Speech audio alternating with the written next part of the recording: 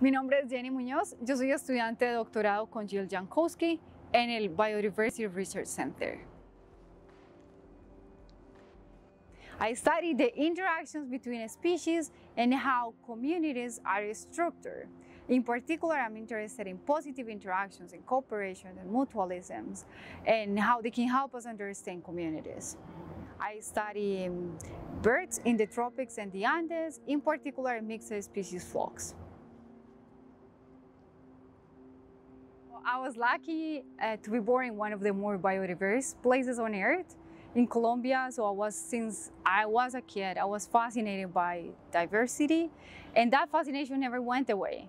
I just got more and more fascinated about it and interested, and so I became an ecologist, and I just can't imagine our way of seeing life.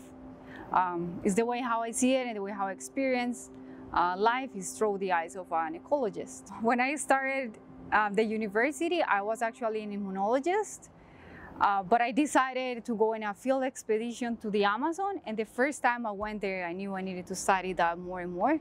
I went in an expedition with people from the University of Florida, and I spent 4 months in the Amazon, and most of the time I would walk by myself, just seeing tracks of jaguars, seeing birds all over, and when I got back to the university, I decided to pursue a career in ecology.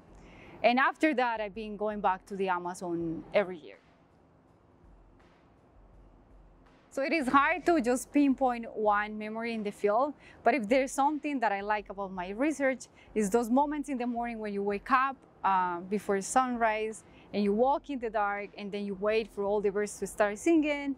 And that moment, the transition between dark and light, where the forests start waking up, is probably one of my favorite memories in the field.